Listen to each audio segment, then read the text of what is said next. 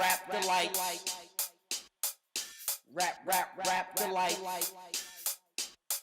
Rap Delites.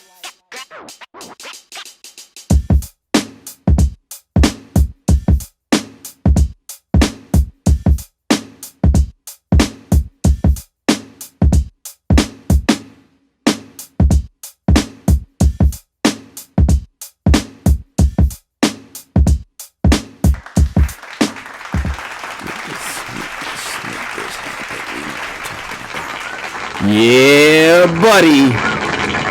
Welcome to the Rap Delites podcast, home of organic hip-hop commentary. No gossip, no cultural appropriation, just the raw shit. I am your host and moderator, Batts, Mouth Almighty, the Fresh Grinch, the Potty Mouth podcaster himself, the neighborhood hope dealer, holding it down for the... Wait, what happened to the Philadelphia hoagie? Oh, no, Hollywood hoagie. Oh, Hollywood the Philadelphia hoagie.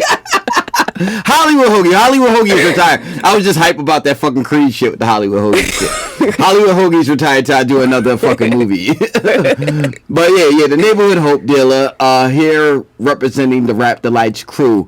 I got my sister over here, Chrissy Mac, bitch, what's good? Peace, y'all, what's going on? Everything's good. Toshki isn't here. Miss Smith isn't here. But we're still holding it down for the Rap Delites podcast. You know what I'm saying?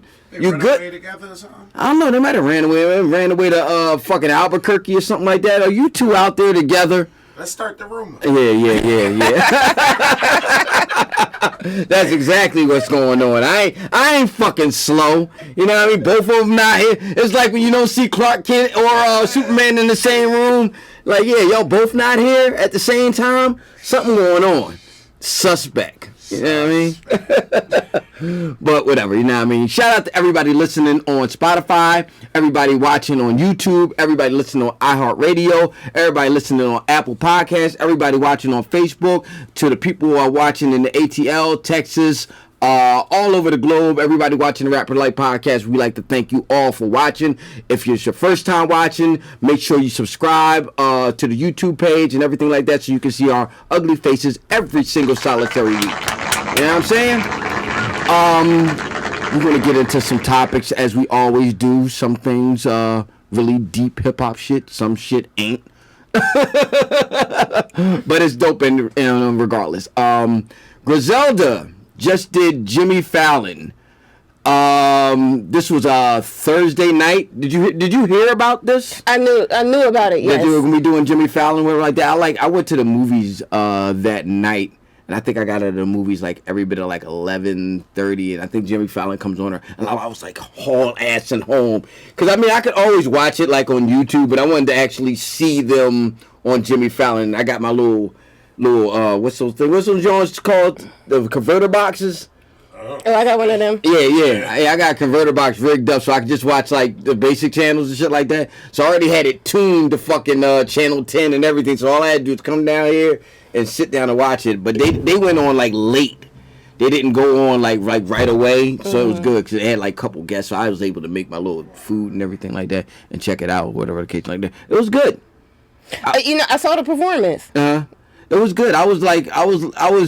It was just so crazy to actually see these dudes. Them on Jimmy Fallon. Like, these is hardcore street niggas spitting street shit.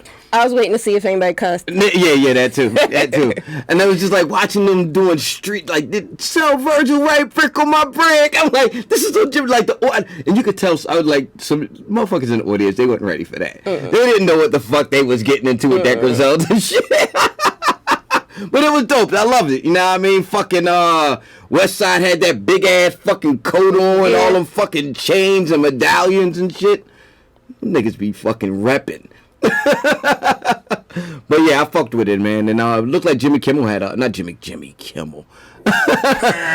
Jimmy Fallon, same difference. Jimmy Kimmel's on the other show. Jimmy Fallon, they're gonna do 2 late night shows. They gotta get another motherfucker with another name. Can't have 2 Jimmys. What the fuck are they doing over there, fucking NBC? Yeah, the other Jimmy, like fucking like Goodfellas or some shit like that. No, Jimmy Legs. Yeah, that kind of shit. But shout out to Griselda, shout out to West Side Gun, shout out to Benny the Butcher, shout out to Conway the Machine Big BSF for their performance on Jimmy Fallon. And they had to, I mean, Jimmy Fallon be repping though, but you know, we got the Roots doing and shit like that, whatever that. And I think they got this, they're getting this. I mean, this is what you're supposed to get if you got Rock Nation and Shady behind you.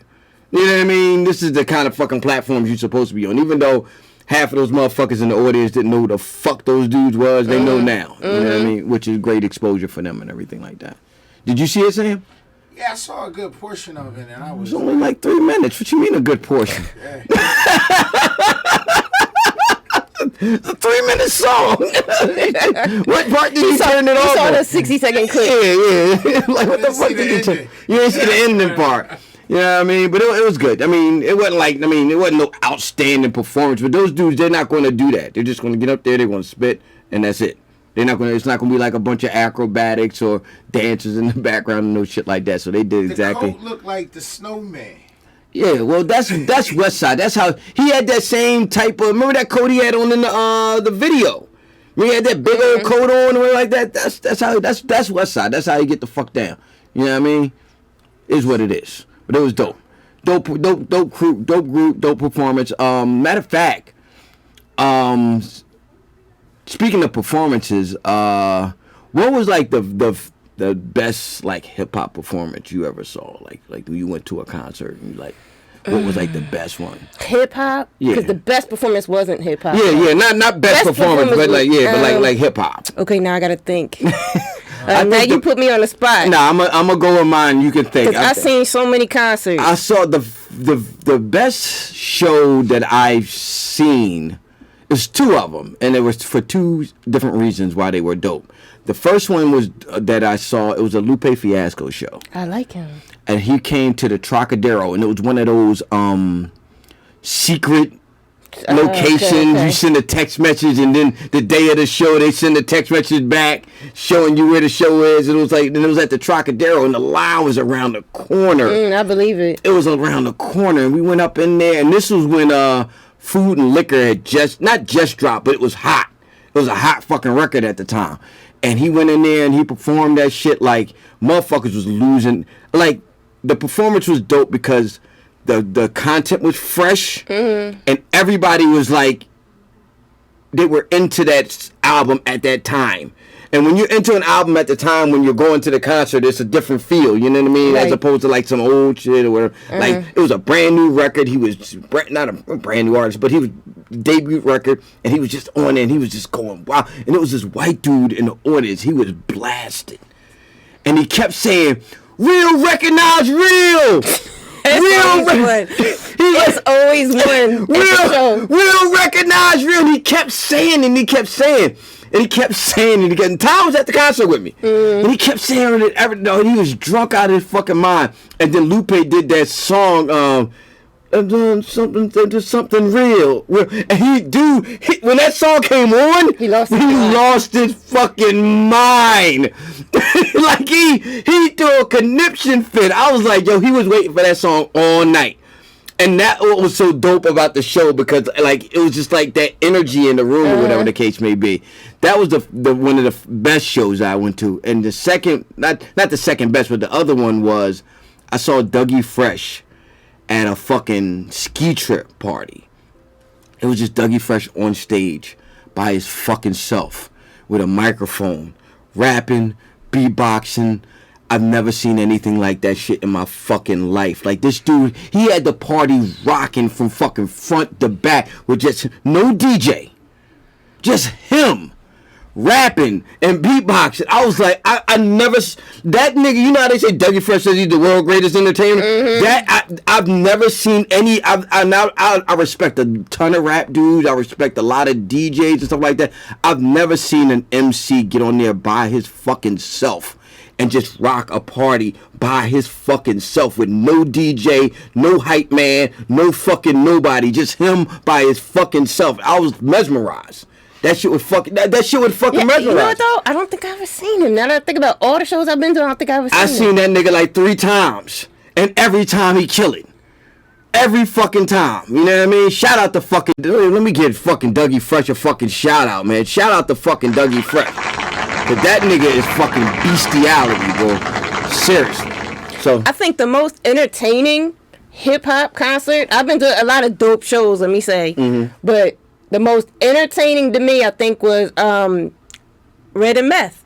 I seen them at the Electric Factory when it was called the Electric Factory. Yeah. What is it now? I don't know what the fuck it is now. The Kimmel Center? I don't know. But let me tell you, the energy is high energy from start to finish. I can see that. They was dancing, they was rapping, they didn't stop to take no breaks. And you know they getting up there in age too. And DJ Dice, shout out to DJ Dice, man. His shit, you ever seen DJ Dice?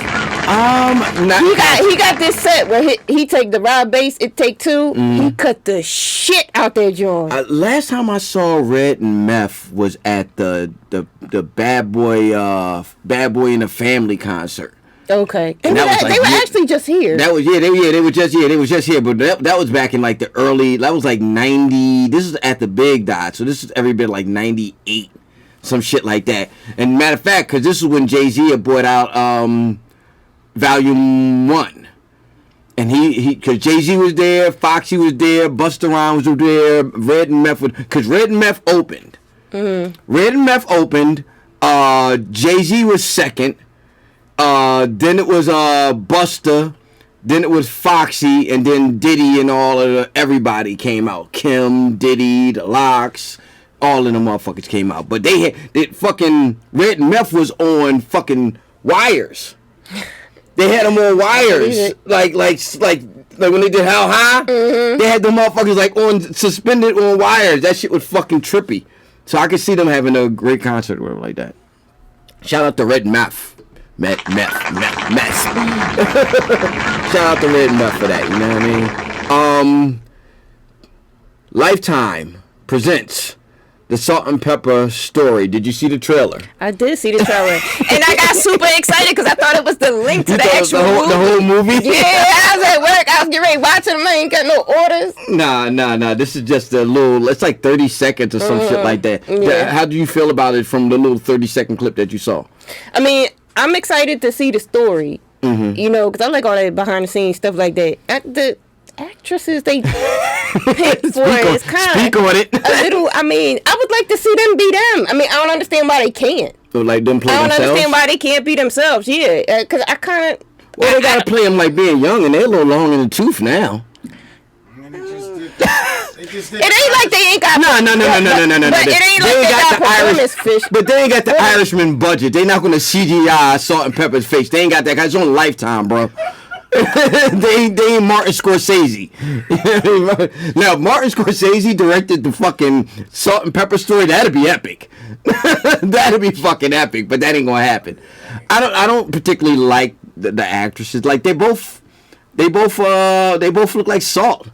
Yeah, they both Salt. I don't feel like they. All of them Salt. All of them light skin. I don't think they represent them well. Yeah. You know. Salt and Pepper took a check, you know what I mean? Lifetime cut them a check, you know what I mean? They did what they had to do. I hope they do justice by it. We've had a lot of fucking disappointments with these fucking, lot of these biopics and all that kind of shit like that. So I hope they do Salt and Pepper a little justice. Why can't they do their own? What you mean, like record it? Like NWA did. They ain't got that kind of money, bro.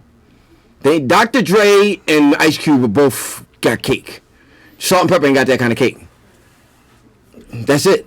By now, you should know. Nah. But if you ain't got like you know about that movie shit. It take a lot of fucking cake, and they ain't got they rather take the check. Like Cube and them, Dre's pushing $1 billion.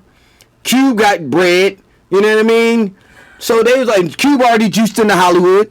Doing his own movie, so he's like, yo, it was only right for them to do their own movie. You know what I mean? They the only motherfuckers that can do it. You know what I mean?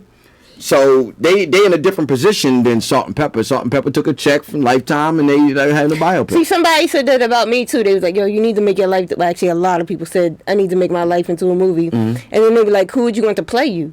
Nobody. I'm gonna play myself. Like, ain't nobody gonna be able to be me like me. And I would want the type like the Clarence Avant documentary too, where it's like, if you talking on stuff back in the day that we don't have footage on, like it'll be somebody talking about me, and then they show pictures or something like that. I remember when somebody asked me who would I have play me in like a biopic, and no, I asked people on Facebook like if I had a biopic, and people were saying, "What was that motherfucker's name? What's that dude's name? What's that guy they posted? He looked just like you." What is that fucking What's his dude? name? He played in not what I forget. Let me. I'm gonna get actual facts, but There is somebody that looked like Batts out there. no, but that nigga don't look like me though. It resembles. I guess Good enough for a movie. I guess, but I was like, nah. Here's the, what is that dude's name? Here he is. Not fucking Lala Anthony. What is that? Hill Harper. Is that his name? That's what they was gonna try to Wait, have. no. This is when I originally put that up there. That's what they was going. Well, that's not the guy I was thinking of. Yeah, that might not have been. I don't know the other guy's but, name. Yeah, but this is the guy that they was talking about having play me, Hill Harper. Nothing like you. He don't look nothing like you. They's gonna have fucking Hill Harper play me, but whatever. That's a whole different fucking subject. But Salt and Pepper, we hope that your story is told correctly and looks good, or whatever the case may be. There was an article going around, says rapper gets job at Amazon to promote his mixtape by putting stickers on the package. Yo, that's creative. Brilliant. Yo, you know he took that job to get fired though, right? Oh yeah, you know that. That ain't his hustle. He wasn't worried about the Amazon job. But he did it right though, because it wasn't just a sticker. He had the Q code on there, so you could scan that shit with your phone. Like, what is this? A coupon? Oh, you scan it and you automatically You gotta get the album. There you go. That's bullshit. That's genius. Yeah. That was genius shit. Like that motherfucker. Listen, let me tell you something. These young boys have found such a hustle with this like internet and shit like that. Even if they whack, I gotta respect they hustle, because them motherfuckers getting coin off of that dumb shit. And it's all attributed to, you know who fucking started that whole fucking wave? Soulja Boy. Yep. Soulja Boy started all that whole YouTube wave, ringtone shit. He started that whole fucking wave, and because of him, you got motherfuckers like this dude at Amazon putting his fucking mixtape on packages going all around the fucking globe. Soulja Boy. What if your next Amazon package got sticker? Listen, that's some dope shit though. Yeah, I mean, even though half time I just check the address and open the box, but I mean, if you putting it on there, I mean, that shit ships everywhere, and Amazon is God. If you get the sticker, you're gonna have to save the box for the show. Yeah. Go ahead to If like his sticker, yeah. Oh yeah, absolutely. We'll call him up. I gotta go check my boxes. Yeah, call him up. I might got a mixtape on one of them boxes. So shout out to him. Shout out to Amazon. Tell him he can come on the show. Yeah, he damn sure can come on the show. Absolutely.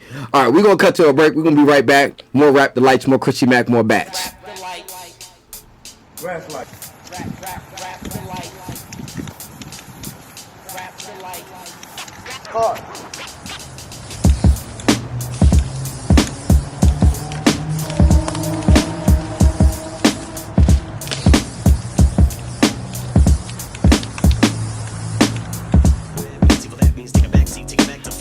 Welcome back to the Rap Delites podcast. I am Batts. That is Chrissy Mac. We got a little M playing in the background. Godzilla featuring Juice WRLD.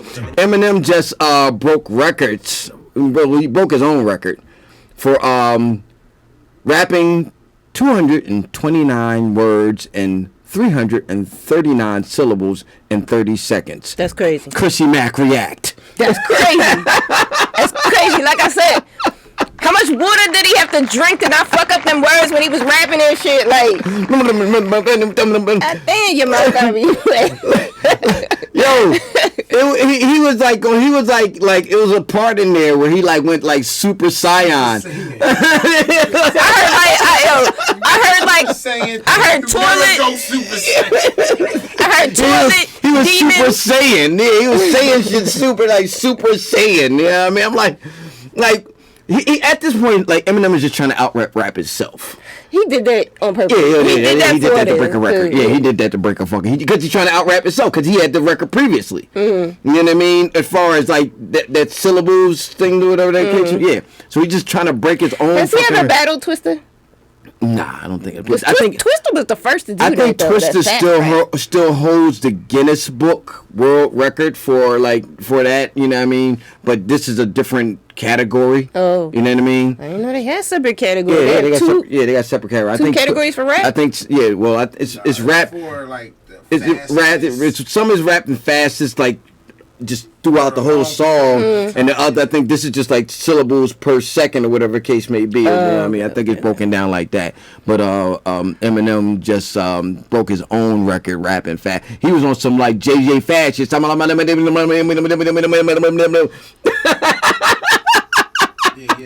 I caught like 3 words out the whole verse. Yeah, like you gonna have to slow that shit down. Like, remember how back in the day people used to slow down the Prince records to hear the demonic messages in them? Or they said they heard the demonic messages. And that's what you gonna have to do. This you gonna have to get this on vinyl and slow it down and to listen to that shit.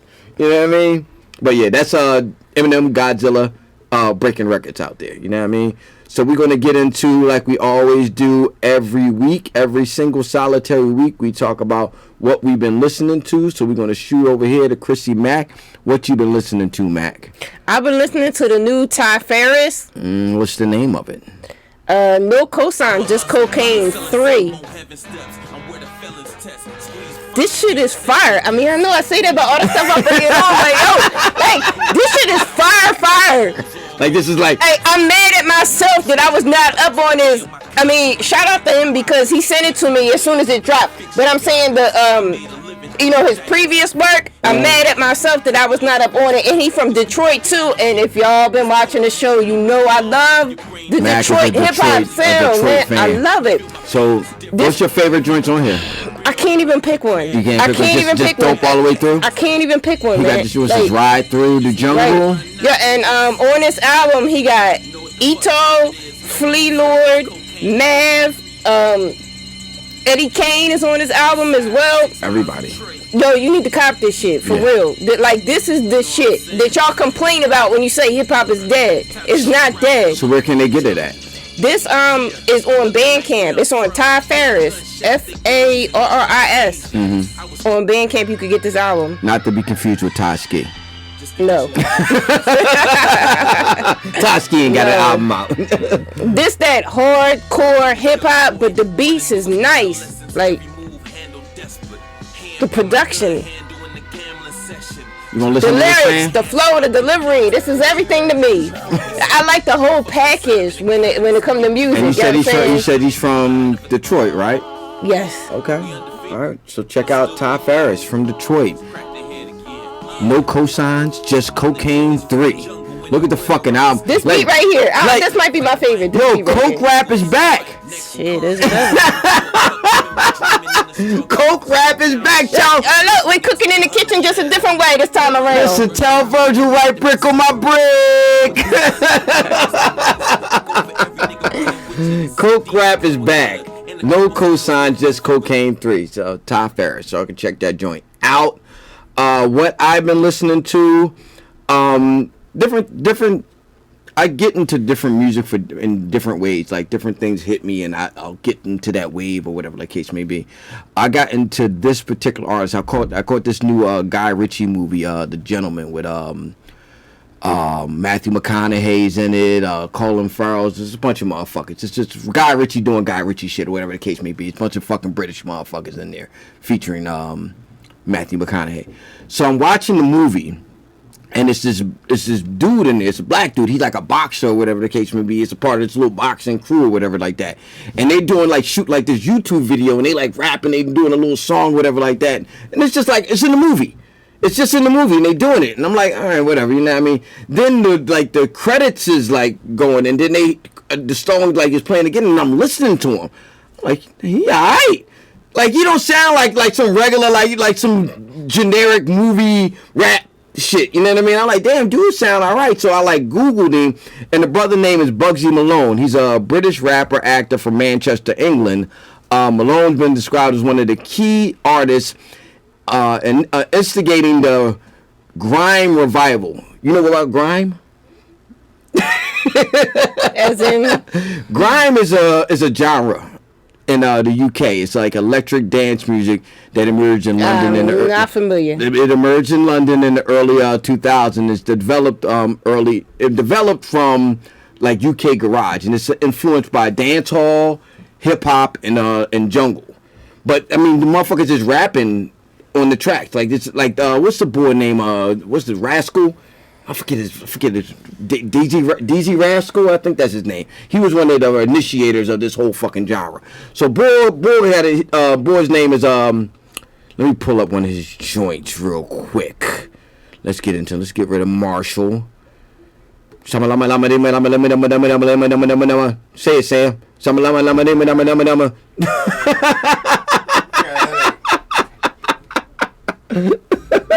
Slow. All right, this is a warning from his album Be Inspired, and let me get back into him.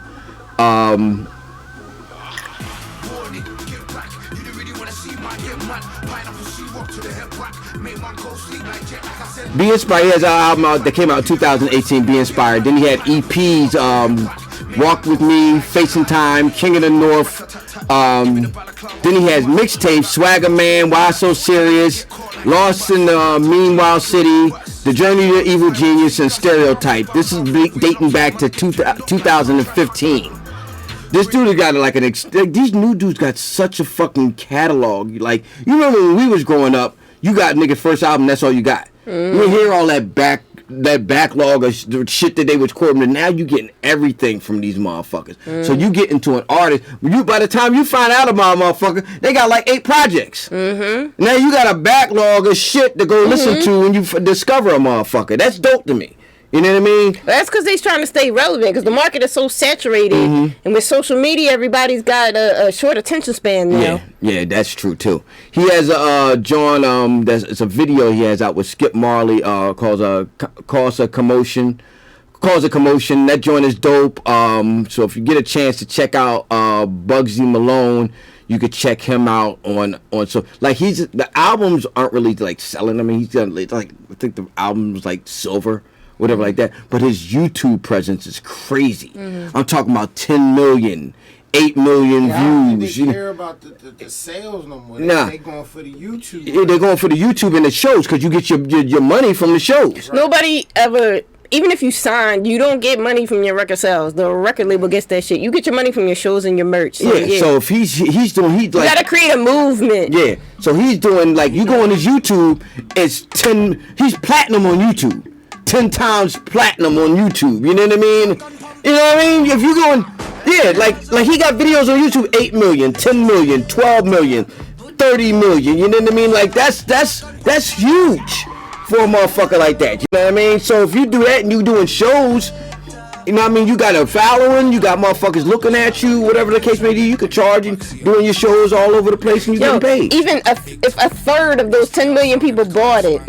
Yeah, that's cheddar. That's cheddar right there. So check out Bugsy Malone. You know what I mean? From the grime scene. You know what I mean? Over there in the UK, man. You know what I'm saying? I was actually hanging out with my man Steven at the bar last night. Steven's from over there in England or whatever like that. I'm like, yo, he's white boy. I said, you in the grime? Nah, I'm not in the grime, man. I'm like, yo, you gotta get some of that shit like that. He is square. He like that. He like Coldplay and shit like that. Okay. But yeah, Bugsy Malone is dope if you get a chance to check him out. You know what I mean? Lord of the Underground's DJ, Lord Jazz, was talking on an interview about an upcoming Lords of the Underground album. Did you fuck with Lords of the Underground, Chrissy Mac? Back in the day, yes, I did. I still got some of their vinyl. You got the vinyl? Yeah, I got the vinyl. Psycho. They first joint was my shit. Yeah, that was the dance shit. Yeah, and then Chief Rocker was my shit too. I heard the new song. They got a new song out there. You know, I don't know if it's a leak or the single to what's coming up. Yeah, because the last album they came out with was 09. I didn't like it though. You didn't like the new song? I didn't like it. What did it sound like? Maybe we can find it. It's out there. Yeah, it's probably, we'll find it. Whatever. What you didn't like about it? It just didn't capture my attention. Like it didn't resonate with you. It didn't resonate at all. I just didn't like it. I don't know. It just wasn't for me. So did it sound new? Did it sound old? No, it sounded new. It didn't sound like that. Like this. It didn't sound like that. And it's not because it didn't sound like that. But it just, to me, it's not something that I would download. Okay. All right. Maybe if the album comes, I have a little bit more. I got into Lords of the Underground like late, not late, but I remember when Psycho came out. I really didn't fuck with Psycho. I remember when we used to play it in the parties, and motherfuckers used to be dancing to it and like that. And I was like, hey, it was a dance. It was like something in the parties. It wasn't like it was a song in the parties, but I wasn't pushed over the edge to love Lords of the Underground or the case. Okay. You understand what I'm saying? So when I heard I didn't like Do It All. He used to get on my nerves. He used to be doing too much. He was doing it all. Do It All was doing it all. He was doing all his old shit and all that old shit, and it was just like, dude, just rap. You know what I mean? Just do it. You know what I mean? But after a while, I kind of like got into them as a crew, and the song that turned it around was this song right here. This joint. Oh yeah, you came late. Yeah, and I saw this video, and it was like, ooh, this shit, cause this was smooth. You know what I mean? And I guess because it was smooth and it kind of like mellowed him out. Mm-hmm. You know what I mean? It kind of mellowed him out so he wasn't all hype or whatever. Like so I subsequently went back and caught up with her stuff. See, now I like that hype shit. Like on Psycho, I like that. I liked Psycho in the party. It just didn't sell Lords of the Underground to me. You know what I mean? It was in the party. It was in the party. I used to listen to Luke. You know what I mean? In the party, but I wasn't buying Doo-Doo Brown. You know what I mean? I would just listen to it at the fucking party. Did you own Doo-Doo Brown? How many people do you know owned Doo-Doo Brown, like the actual record or the CD that came on? Not too many. Nah, I taped it off the radio. Yeah, there you go. That's right. Yeah. You listened to it. It didn't like you liked the song, but I wanna see projects from artists like Lords of the Underground. But I trust your professional opinion. Maybe they'll come up with something different. Maybe they'll come up with something. You know what I mean? Hopefully. Maybe they're like sometimes like when you said you liked Psycho. Maybe it's gonna be a thing like Psycho. Maybe they'll come up with the rest of the album is good, and just that first single was just a bad pick. Or maybe what you heard is like some shit that you wasn't supposed to hear. You know what I mean? Maybe. Sometimes when shit leak, it be like, you know what I mean, some shit that like, yo, you wasn't supposed to hear that shit. Like, nah, that was supposed to be in the tuck, and somebody ran out and did it. Maybe, I don't know. I got faith in them, hopefully doing something good. You know what I mean? I like to see artists like this from our era come back and do something really good, or whatever the case may be. Lords of the Underground, we're rooting for you. But see, you know what though? They had that energy too. So it's like, if you're known for that energy and then you come back and you all old and you don't got that energy no more. I mean, we gotta face it. We ain't get no. Are we dealing with ageism now? No, I'm just saying. People, you know what I mean? It's yeah. You know what I mean? Yeah. If you, it's like when you go see the Temptations, or you not even the Temptations because they old. I went to go see. I went to Vegas and I saw Boyz II Men. They do a residency in Vegas, whatever like that. So I went to see Boyz II Men at one of the casinos, and they're doing a residency. And let me tell you, they can still sing their asses off, but the Motown Philly moves, they ain't as crisp as they used to be. See, no, that's why I said all that Motown Philly, those shits ain't crisp. And the best thing about it is they're self-aware. They knew about it. So they broke out into a dance, and then like Wanye like did a spin, and he like hold on, you know what I mean? Like they made fun of it because they know you like we sing. We can't just sit up here and be dancing like we was doing when we was 20. Right. You know what I mean? But the two best shows, like I said, I went to Red and Meth because they energy, and the other one wasn't hip hop, but it was the New Edition tour, but not when it was New Edition, when it was older. So it was Bell Biv DeVoe, Johnny Gill, Bobby Brown, and all them. Did Bobby Brown actually show up for that concert? I think so. It was all of them. It was a great show, and they was performing, dancing, everything. Bobby was just tearing it down. I think so. This was at the Spectrum. I fuck with Bobby. That was on Whitney's drugs. Yeah, I fuck with Bobby. You know what I mean? And listen, I was that was Bell Biv DeVoe. Bell Biv DeVoe. Shout out to Bell Biv DeVoe. Let me give Bell Biv DeVoe a quick shout out real quick. Y'all know we off and y'all like, what the fuck are y'all talking about Bell Biv DeVoe for? Listen, Bell Biv DeVoe pulled off the impossible. because I would have never, if you would have told me, yo, Michael Bivins, Ricky, and Ronnie are going to break off and have a successful group, I'm like, get the fuck out of here. Ain't no way in hell. Like, they can't even sing. I didn't even know Ricky could sing. Did you know, Sam? Nah. Did you know Ricky could sing? Like that? I mean, I knew he could be in the background. Yeah, I mean, Candy. I knew he could do that. Yeah. But I didn't know he could sing, lead, like that. So when they came out with Poison and all that shit, I mean, Poison was like more like rap. Yeah. You know what I mean? But when they did like, when can I see you smile again? And I'm like, yo, these niggas really did it. Mm-hmm. They had a hit album. That fucking album was a hit fucking album. Mm-hmm. And I was like, that was a surprise because they pulled off the impossible. They were supposed to be finished though. They're done. Johnny left. Bobby left. Ralph Tresvant left. They're like, them niggas was supposed to be sweeping up here in the barbershop somewhere, and they came with a hit fucking record. Shout out to you, BBD. Yeah, that was like the best. That was when you said that was at the Spectrum. That was at the Spectrum. This was like 90. That'd be right before they toured the Spectrum now. Oh, this was like 90. I was in junior high, so.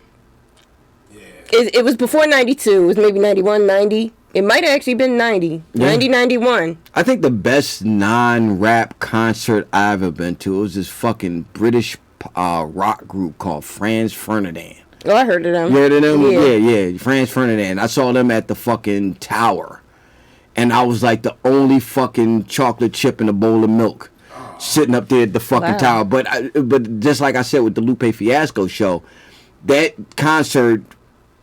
When I went to see that concert, I was listening. They only had 2 albums out at that time, and I was listening to both of those albums at the same time because I got turned on to them at the same time. So I bought both albums at the same time, and I was like totally engulfed in both of those albums. So like every song, I was on it, every song, and them motherfuckers was just in there tearing it the fuck down. I mean, them little British scrawny motherfuckers was tearing that shit the fuck down, and they did this like finale. Where they was doing this song, and like they had the drummer, and the drummer was playing, and then like the guys would drop their other instruments, and they were all by the end of the show they were all playing the drums at the same time, like all of them, the whole 4 of the groups, like they dropped it, and they were like just like playing the fucking drums at the same time. I was like, yo, this shit is fucking nuts. Motherfuckers was losing their fucking minds up in there. It was a dope ass show though. Up there, fucking, I was at a British. That's when I was watching. I was going to every kind of concert I could go to. Oh yeah, I mean, I was at Lollapalooza. Yeah, I was going. I was everything that was down at. I remember me and Ty went to this like punk. Did you go to the Rage Against the Machine at the Troc? Nah, I ain't go. Oh, you mean that was great. I ain't go. I've seen a lot of people at the Troc, but I saw this group called the Horror Pops at the Trocadero. They were like, they're what you call like rockabilly. Which is like southern, like California rock, like what No Doubt was doing in the beginning of their career. I like No Doubt. Yeah, like in the beginning of their career. But these are like hard. They were like hard. Like they was walking around with like leather, like motherfuckers was walking around the concert with like T-shirts with cigarettes rolled in the sleeve, looking like the Fonz and shit, leather jackets. The girls had like those like platinum blonde haircuts and all that kind of shit like that. It was crazy vicious up in there, but they put on a good fucking show. You know what I mean? Dope. We're gonna cut to a break. Be right back. More Rap Delites, more Chrissy Mac, more Sam, I guess. Rap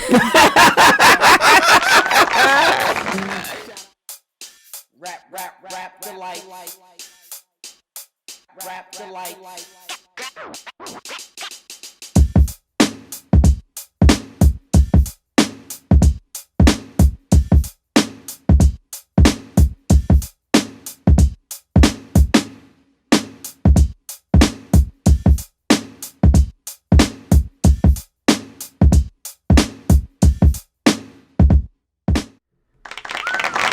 Welcome back to the Rap Delites podcast. I am Batts. That is Chrissy Mac. We are here potting.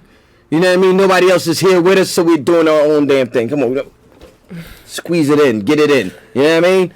So, Will Smith is promoting Bad Boy for Life. I saw that.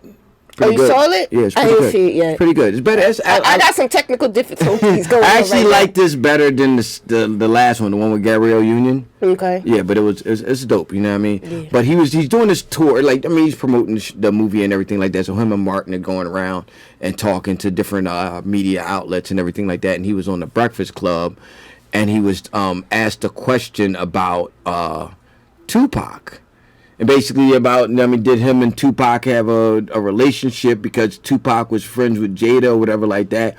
And he basically said, nah. He said he didn't interact with him because he felt some type of way, as they say in Philly. He felt some type of way about that motherfucker. You know what I mean? He's like, I wasn't mature enough to handle that kind of relationship with him and cause he's like him and Jada were dating. It was earlier in the stage, and this dude is Tupac Shakur. He's like a fucking god. At that time, he was like that. Like Pac was everything. Yeah, it was everything, and he like Will Smith was still. I mean, still he was Hollywood and stuff like that. But Pac was like the second coming, not only in rap, but also in Hollywood. You know what I mean? So, you know what I mean? I was... Did you see that interview or whatever like that? Mm-hmm. I thought that was mature of Will to actually, like, admit that. Like you know what I mean? Because a lot of motherfuckers, they'll take that kind of shit to the grave. Like, yo, nah. He was all right. He was cool, you know what I mean? But to admit that, like, yo, I wasn't mature. Like, he didn't even speak to... Like, he said they would be in rooms together, and, like, he wouldn't speak to him because of that. And Jada was like, yo, y'all got more in common than you think. He was like, nah. Fuck with that nigga like that. Like, that's crazy, like, to hear him admit it, though. I could see me being that way if I was in his... If you was in his position? I could see me being that way. But I think... I mean, it's a maturity thing. Yeah, and that's what Will said. He said if it was happening now, you know what I mean, he's in a better place or whatever like that. It's a maturity thing. I mean, I never dated a woman or any that dated a guy that was like popping, and now she with me, and I ain't as popping as he was. Not on that level, or whatever like that. You know the craziest thing that I ever did as far as that is concerned, that's in that realm. You ever date a girl who's like dude passed, they died? You ever did that? That shit is weird. Cause like, especially if he died and like he didn't fuck up, like he was a good dude and he had his shit together, and then he like get killed or some shit like that. Now you dating her, now it's like dating Coretta Scott King. it's like all right, yeah, he's a great guy. Like you can't even talk shit about this nigga. Like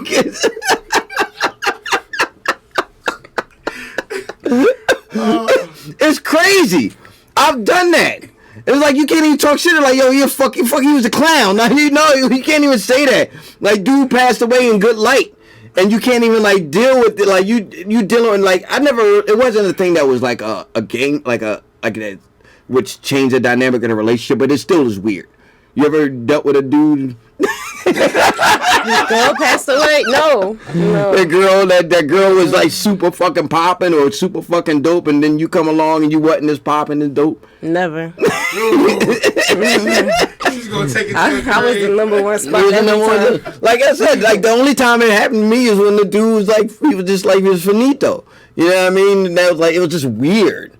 Because like they left in the space, and so it's like the chick, she had like pictures because they had a kid together. So his like pictures was up in their apartment and shit like that. I'm like, this is weird. But you can't say nothing. What you gonna say? You'll take that nigga picture down. Like, what are you gonna say? You can't say that. You can't say, yo, he going. Yo, you gotta take these joints down. Like, you can't say shit. You gotta grin and bear it. Can I put my picture right there? Yeah. You gotta like buy a whole new house with all new pictures of you. Like, you know what I mean? That type of time. You know what I mean? But it's why she at work. Oh man, but shout out to Will Smith for being frank and being upfront and being mature to be able to even admit that, you know what I mean? So I remember I saw a video, like this was when Pac and Jada was young, and they were at like Great Adventures or something. You ever see that video? And they had like they were at Great Adventures, and they were doing like, you know, you go, they used to have like little green screens and you could do like karaoke a song, and it's Pac and Jada singing Parents Just Don't Understand. And how fucking crazy is that? Like, that's so fucking... And they said the only reason they sang Parents Just Don't Understand because that was only rap song that they had at that spot, because that was like they I know. I've seen it before. Like Fresh Prince was the only motherfucker that whiteys would play. You know what I mean? So they rapped Parents Just Don't Understand. I'm like, how crazy is that now she's married to that dude and she's dancing in the fucking video with Tupac Shakur. You know what I mean? That's like, yo, that's so crazy. So if I don't understand why Will never used that. Like, yo, you. Man, I would have been like, yo, you singing my song. That was years ago though. That was years. By the time Pac started popping, that he probably didn't want people to see that fucking video, because that shit was before Digital Underground. Yeah. This is when he was still like in I guess Baltimore or whatever like that. Wherever they went. He was in the school. Yeah, the Creative and Performing Arts School in Baltimore or whatever like that. So that was when that was. You know what I mean? So, but I respect Will for that. You know what I mean? It takes some fucking conjonies to sit up there and say, you know what I mean, I felt some type of way. Oh man, so let's get into the artist of the week. Did you see the artist of the week, Chrissy Mac? Yes, I did. Look, I'm gonna cue up some music real quick, and then we're gonna run it down. Oh yeah, you don't know nothing about this, Sam. Oh, we fan finally. Yeah. Artist of the week is the hip hop group from South Jamaica, Queens, New York. It's the Lost Boys. The Lost Boys consist of Mr. Cheeks, Freaky Ty, rest in peace, Freaky Kai, DJ Sprig Nice, K Chris, and Pretty Lou. Oh my god, that was my shit right there at the fucking parties.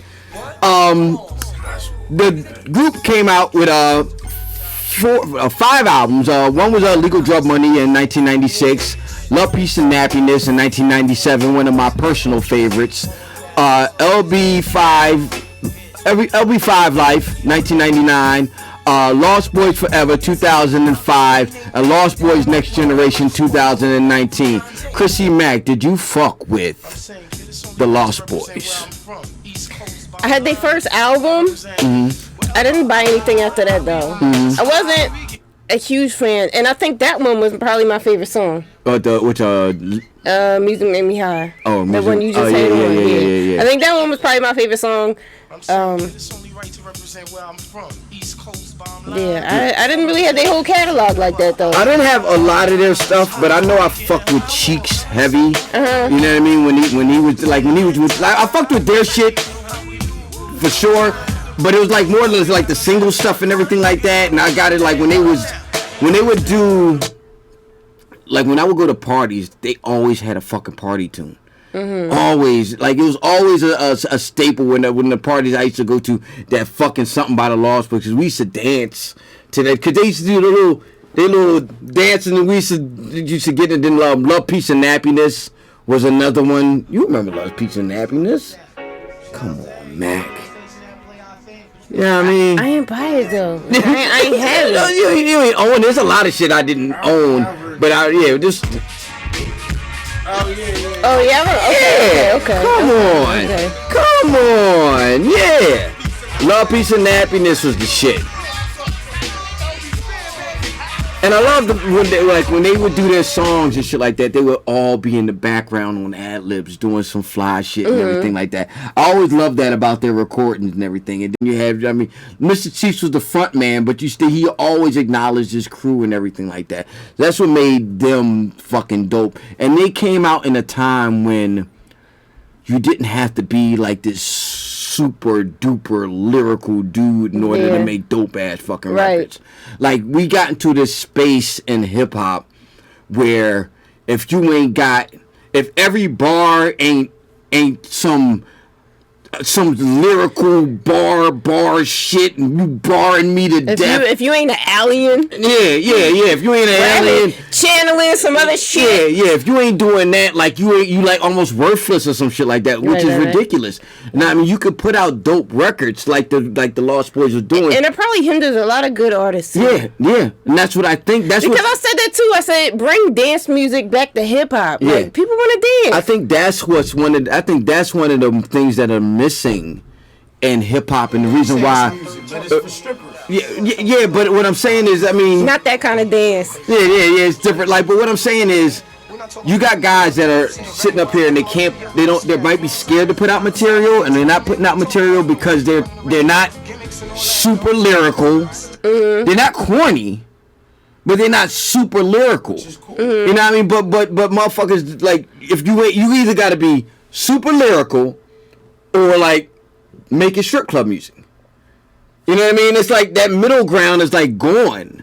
You know what I mean? For motherfuckers, you know what I mean? And that's needed. That middle ground was always needed. You didn't have to be some super duper lyric. You can make a dope ass songs and be a dope ass fucking artist. That's what I said. The knowledge of music need to come back, and the dance music need to come back.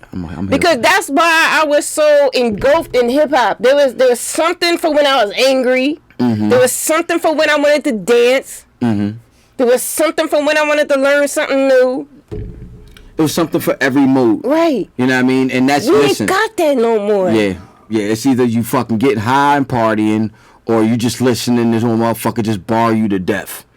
Which is you laugh. Mac, am I lying? No, you ain't lying at all. You ain't lying. A lot of shit I can't even listen to. Because it's like, okay, you going in lyrically, but I'm not feeling the beat, and it's you doing too much in the lyrics, and it's just not a comprehensive package. Yeah, you like building pyramids in the fucking song, and I'm like, all right, dude. I mean, that's cool, but even but what I'm saying is, no, I ain't talking about you talking about. I'm talking you literally building a pyramid in the motherfucking song. Like you talking about how you building a pyramid, and like come on, dude, like you going in too deep right now. Like just like, can we make a good song right now, please? I need Greg Nice back. You know what I mean? I miss guys like Greg Nice. Like, would just, you know what I mean, come in and just, like, let's have fun with it. Nobody's having fun no more. The kids are having fun, but you don't know what the fuck, you gotta be high. You know what I mean? And hooks. What happened to the hook? No, ain't no hooks no more. And super lyrical dudes don't do hooks. They're like, nah, I ain't doing no hook. But see, that's what I like about Corporal. He does hooks? Corporal, did you hear? You gotta look up after the show. Playtime Gangsters with Billy Dancer and Mac Wiles. Yeah, I know Griselda don't do hooks. It's good hip hop. It's good hip hop. It got a hook. It's catchy. It gets radio play. You need that all over the place. You need that. You know what I mean? Yeah, you gotta bring that to fuck. Like that's you need that when you get home from work music. You really need. That's really the thing that's missing. Yeah, like that middle ground. The middle ground MCs are missing. Like you gotta get more of that. And I'm thinking, like you said, they're like apprehensive about putting out material because they're not super lyrical. They can't go up against some of these other motherfuckers that's just like bombarding you with fucking just bars. I think Drake killed the middle ground. Like Drake came in and Walmart everything. Because he's making all the party music. He's on the middle ground. Drake's the entire middle ground now, huh? Yeah, he's the entire working to Walmart. so it's yeah, I can see that. I can see Drake just being the entire middle ground. Like you got all the super lyrical dudes, then you got the butt dudes, and then you got this Drake cornering everything else in the middle, making all of the party records, making all like that's. Yo, y'all hear that shit? There's a lane wide open. Drake is somebody jump on it. Drake is totally cornering the market. He like Duke and Duke, you know what I mean? Cornering the market. That's crazy. That's a revelation. Right there on the fucking Rap Delites podcast, the middle ground. We fucking potting. We are fucking. Wait. Let me. We are fucking potting. Drake just fucking cornered the fucking market and completely took over the whole middle ground in hip hop.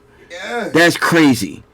That's wild. Cause he's not the Jada Kisses and he's not the M's and he's not the dudes barring you to death on that level. You know what I mean? He's the middle ground. He's the complete middle ground. You gotta go see him. He's a plug.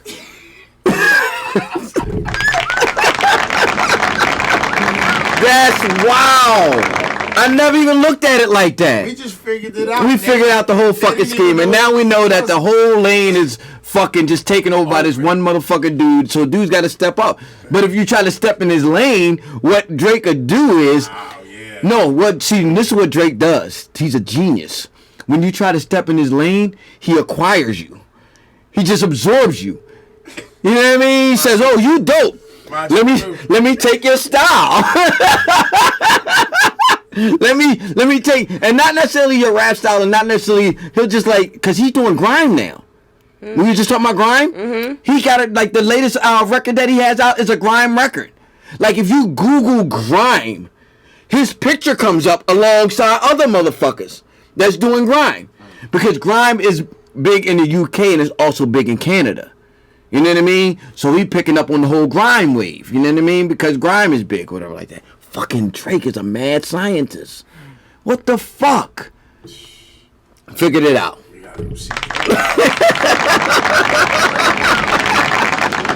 We figured it the fuck out. Oh man. So yeah, what was you talking? Oh, we talking about Lost Boys. Back to Lost. But yeah, shout out to the Lost Boys. Chrissy Mac got to get on the entire catalog now. You know what I mean? And back up, because Love, Peace, and Happiness, all of that shit you got to get up on. You know what I mean? Shout out to the Lost Boys, Artists of the Week. Where's my claps? There we go. Artists of the Week. Did you see where Lupe Fiasco asked Joe Budden for his spot in SlaughterHouse? Yes. How you feel about that?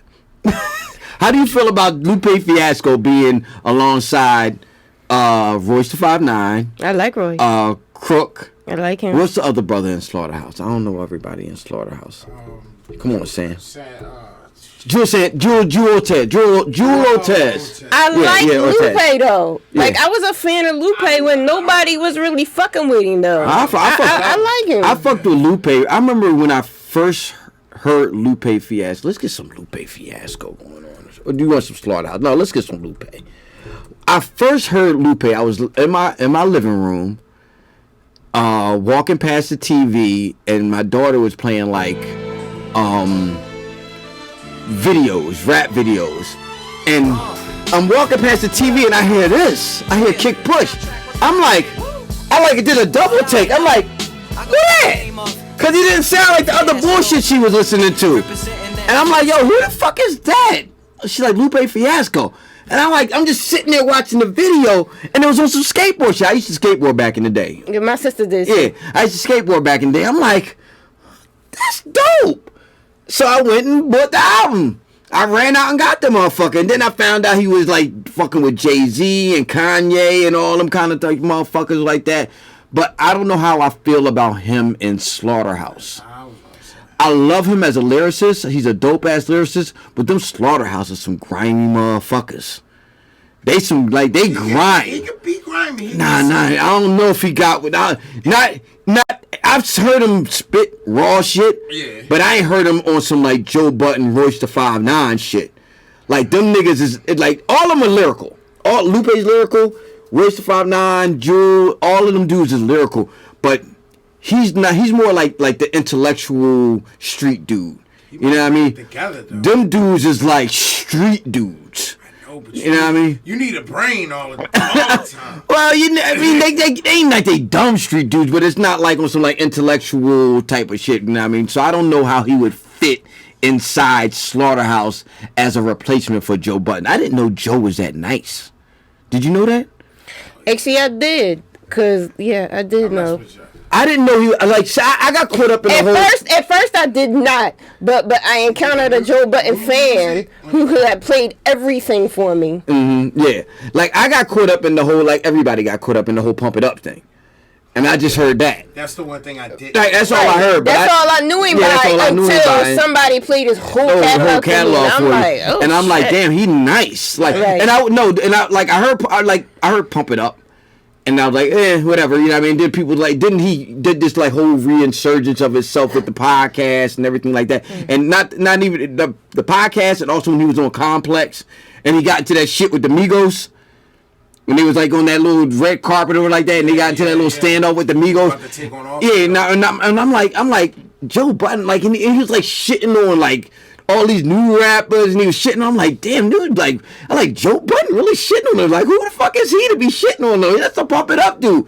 And I like that's the type of vibe I was on. I'm like, who the fuck is he to be shitting on people like that? Like, he wasn't even that nice. And then I listened to his shit. I'm like, oh, he was nice. Like he was really nice. Like he rhymed. Like he did that shit for real. And I'm like damn, like that's dope. That you know what I mean. Joe Budden is doing these platforms like that, but I don't know about. Do you think Lupe could replace Joe in SlaughterHouse? I mean, when the last time they put out an album though? Like, I don't know. Last Slaughter. Let's look it up. Let's look it up. Ago. SlaughterHouse last album. Maybe he's got some stuff that he just didn't have the right project for. We don't know. Who? Lupe. He got a little of that in his back pocket. 2012 was the last. Energy. 2012 was the last SlaughterHouse album. See, that's what I'm saying. Like, we don't even know how they gonna sound right now. Well, we heard them on the new M album. They on the new M album. And they sound. Ortiz has an album. He just dropped. Yeah, Joel Ortiz has an album. Royce is still fucking crushing shit. Right. Separately, You know what I mean? but as a collective, because you know, energy is everything. Yeah. So I mean, I don't know. I think he was just throwing it out there. I don't think he was really rallying for a fucking spot. I think he was just throwing it. But I love Lupe, and I would love to see some Lupe shit.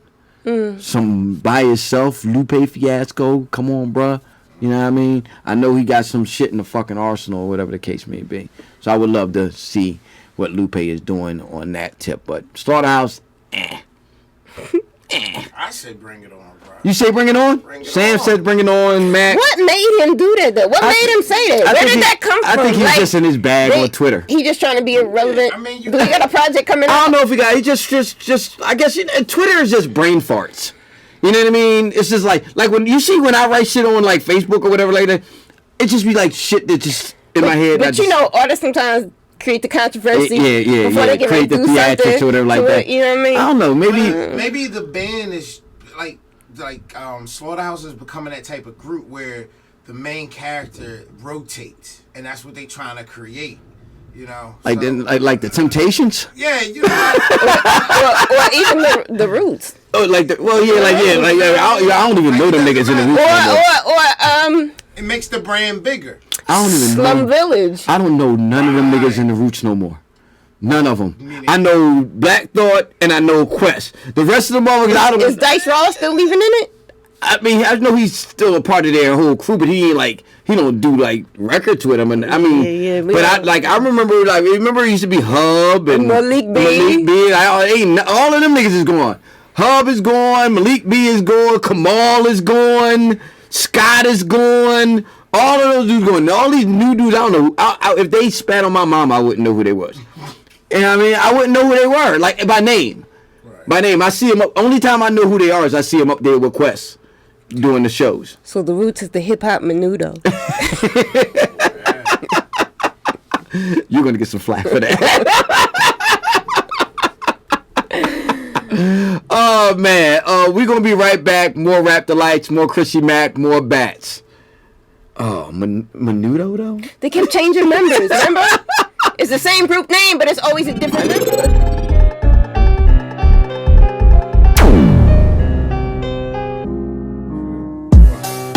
What's going on, people?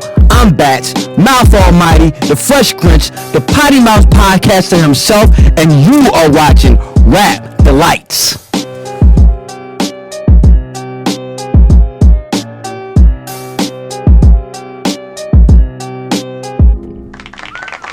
Welcome back to the Rap Delites podcast. I am Batts, that is Chrissy Mac. We are the only podcast that's not broadcasting the Lord Jamar Eminem beef. And by saying that, I guess we really are. Well, they're back at it again. You want to know why I'm just tired of this shit. Like, they keep going back and forth. Like, they either going to have to, like, get into, like, one of those, like, little, like, the celebrity rings and duke it out or shut the fuck up at this point. You know what I mean? Like, what are we even talking about anymore? You know what I mean? Why we keep talking? This just going back. Like, Lord Jamal's never going to make a record back to M. He's just going to go. And Vlad has become like a war profiteer. You know what I mean? Like, he's making money off of this whole kabobble because he keeps getting, every time M says something, Jamar gets on his show and his fucking ratings goes up. So he's like profiting off of this whole fucking thing right here. You know what I mean? Fucking Lord Jamar. And I fuck with, I was just playing Lord Jamar. Where he at? I like Lord Jamar. I fuck with Lord Jamar. I fuck with him too. This is Punk Jumped Up to Get Beat Down, produced by Lord Jamar. And, you know what I mean? Like, them saying, like, Lord Jamar was the weakest link of fucking brand new. Bullshit. That's ridiculous. That's bullshit. That's ridiculous. That's bullshit. And I've heard, like, I heard it on the record, and I've also heard people say that online or whatever. Yeah, I hear a lot of people say it too, and I'm like, what brand Nubian was you fucking listening to? Yeah, like, you tripping now. Like, right. Like, even when I didn't fuck with Lord Jamar, when he dissed me at the Greek picnic. He was nice to me when I met him. I still fuck with him as far as in the group is concerned. You know what I mean? He was still fucking dope. You know what I mean? And then subsequently as they started releasing more and more albums, I got into him even more because he was talking about a reality. Mm-hmm. You know what I mean? It wasn't just like, he just wasn't rapping just to be rapping. I'm not saying that Sadat or Puba was just rapping to be rapping, but his shit was gritty. Mm-hmm. Like, you could like, he had this joint called, Claiming I'm a Criminal on the Everything Is Everything album. And that was like his verse on there, like, it was just like, yo, this fucking dude is like straight fucking dope. So to say he's like the weakest link in that fucking group is fucking crazy. That's bullshit. Claiming I'm a criminal. This joint right here. This is off the Everything Is Everything album by Brand Nubian. Like, this shit was just fucking. And he did a lot of production on these fucking albums and stuff like that. He was like integral, like he still do. Yeah. So like, to say that is ridiculous to me. You know what I mean? I know Eminem's throwing shots and stuff like that, but at this point, I want y'all to just rumble. You know what I mean? Duke it out. You know what I mean? At this point, fuck it. Hear them fucking weak ass disses and Vlad making all these fucking hits off of this motherfucker. Fuck out of here. The bullshit. You know what I mean? Huh, Sam? Shut him down. Shut him down. All right. So that's our take on that. Bobby Schmurda is still in jail. Shout out to Bobby Schmurda. He should be getting out sometime in 2020. But in the meantime, in between time, he will be releasing a mixtape straight from prison. A lot of people doing that nowadays. I've heard. I think, didn't Shine do this a while back? I think Shine was the first motherfucker to do that.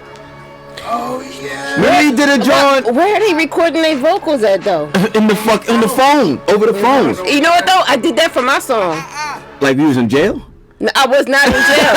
I was not in jail. But my producer, P.A. Dre, shout out to Dre, we did an experiment. And he told me, write something and record it on your phone and send it to me. And he pieced it together from that? And he put it together. Yeah, so it can be done. Cash out. And if you ain't a hoe, get up on my trap house. I've been selling classes like the... Like, Schmurda, when this song dropped, did you fuck with this song? You know what? I wasn't really up on his catalog, but this remind me of like Meek Jalil Beats type. Yeah, well, that is a Jalil beat. Okay, yeah, see, I'm not tripping. Yeah, so there's a Jalil beat, but and it was like the way they did it, and they just recorded. It was like one of those like mixed, like you can buy CDs with beats on them, and he just like, or like on the internet there's beats on them or whatever like that, and he just took the beat and he just rapped over it or whatever like that, and it became a hit fucking song. Like, they playing that shit every fucking where. And everybody was doing that fucking dance. Beyonce was doing, what was it, the Shmoney dance? The Shmoney dance. And they threw the hat in the fucking air and all that shit like that. So everybody was, and it was just like, I fucked with it because he ain't no super lyrical dude like we was talking about. He just rap. Right. But the energy of the song. That's what you need. You know what I mean? The energy of the song was like, you know what I mean? And like, everybody was fucking with this shit like that. So if Bobby gonna come back and give us some more of this, and now like it's a lot of motherfuckers from Brooklyn that's really fucking popping right now. Like, you know what I mean? Like, Brooklyn always been popping. Yeah, but it's like they're doing it's like a resurgence of Brooklyn artists, and him getting out of jail now at this time, he's gonna be a part of that whole fucking resurgence and stuff like that. Cause what's the boy name? I talked about him on my man Sam. When he was talking about, I've been on your page for days. And what was that? What's the name? How the fuck I forget his name? Casanova. Yeah, Cass. Brooklyn, all of them motherfuckers. You know what I mean? They got that Brooklyn challenge thing that was going on. So Brooklyn is popping. So Bobby Schmurda coming out with that. But doing a fucking mixtape from jail is some other shit. But it's like you said, you did it. Recording vocals over the phone. And what's crazy was I recorded to a different beat in my headphones. Mm-hmm. And Dre had, when he sent the song back, it was over a completely different beat with the feature on it. Mm-hmm. And I was like, wow. Yeah, you you would never know I did it on my phone. They go by the whatever that TikTok. Yeah, they time it in and everything like that. So I mean, it can be done. And like I said, I think Shine was the first person I've heard of doing that. When he like did a song while he was in prison and rapped it over the phone. Well, I mean, what you got to be in the hole to get it that quiet? I mean, you can't have no noise in the background, even when you're doing it on the ad-libs. phone. Even when you're doing it on the phone. Maybe it's like ad-libs in the background. Yo, I want to use the phone. They got to be authentic. Yeah. I was really in the bing when because motherfuckers go like.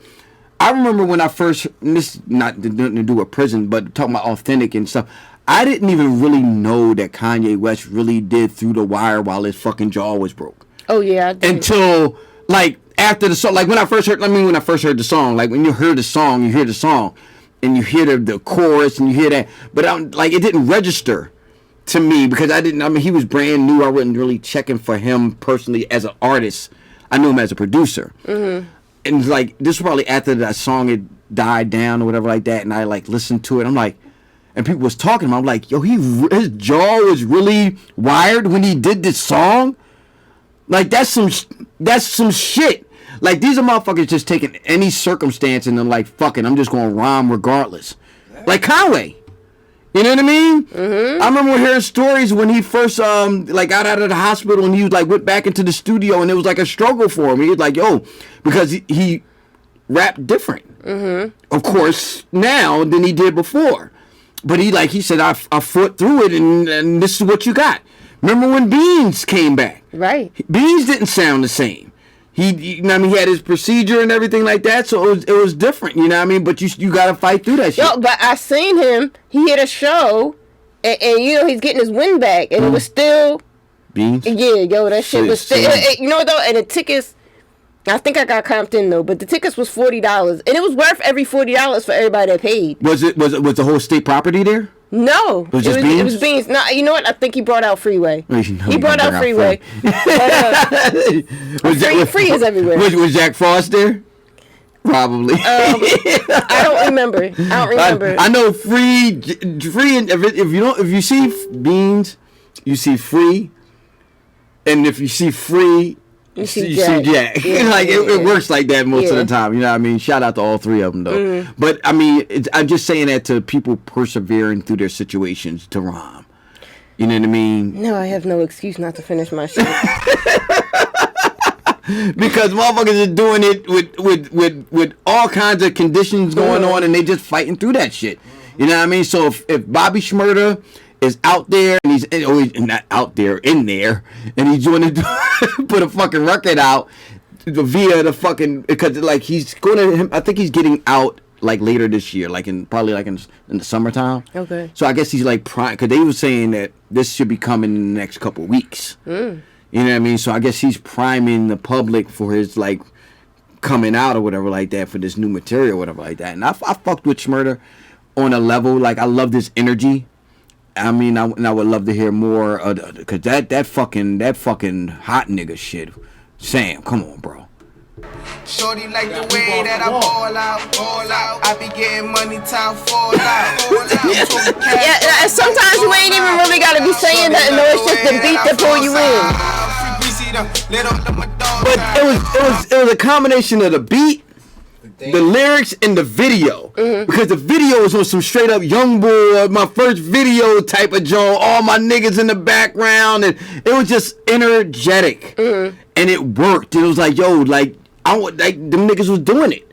You know what I mean? Sad that they got into that situation, had to do some time or whatever like that. But I would love to see them come back and do something dope or whatever the case may be. You know what I mean? Shout out to Bobby Schmurda, hot nigga. I'ma send no pussy cats inside my dog house.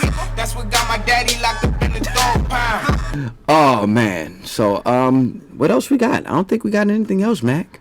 We ain't got all those blabbermouths with us today, so we don't. So we should have an hour show. Yeah, you know what I mean? Wrap it up, B. Wrap it up. Well, what I was saying was, like, come on, let's get it through. Let's get the show going, bruh. Oh, man. But shout out to my brother, TSK1. Shout out to our sister, who? Miss Smith. Shout out to them. Shout out to my sister, Chrissy Mac.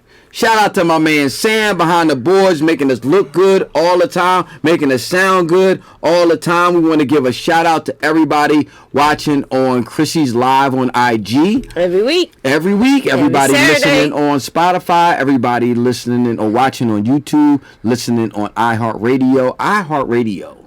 You fuck with Iheartradio, Sam? I used to. It's on my old phone. It's on your old phone? Well, we're on there if you got an old phone. Apple Podcast listeners, Facebook people, everybody watching on Facebook, everybody in all of the hip-hop groups that I belong to on Facebook that watch the show and comment on the show and everything like that. We want to give you a special shout-out. Shout-out to the world. Texas. Atlanta. We got a big following in Atlanta. Oh, that's what's up. Like I think it's like 5%. Okay. So we're going to Atlanta, Texas. Atlanta, Texas, like 5%. Share. Yeah, make sure you share it and everything like that. That's how we grow. Share. Make sure y'all check us out on all of those platforms. Make sure y'all check out Chrissy Mac on her page. Make sure you check out me on my page. I don't frequent IG as much as I probably should. I need to get IG. Got to get fucking widescreen. I can't do. Look, man, we lucky we got the 60 seconds. That shit used to be 15, man. Well, they got the IGTV got the they got the full IGTV version. now. You can do all that shit. Yeah, you know that's what I mean? why I put a lot of our clips up. When people interrupt me and it goes longer than 60 seconds. Yeah. So I gotta. I'm gonna get back on IG. So make sure y'all follow me on. Look at my IG is right there. You can check that out. Yeah. I'm Vigor Batts on everything. And I'm C-Mac _EIMG. So make sure y'all check us out all the time, every time. We're gonna catch y'all next week. Batts, Chrissy Mac, Rap Delites. Peace. Peace.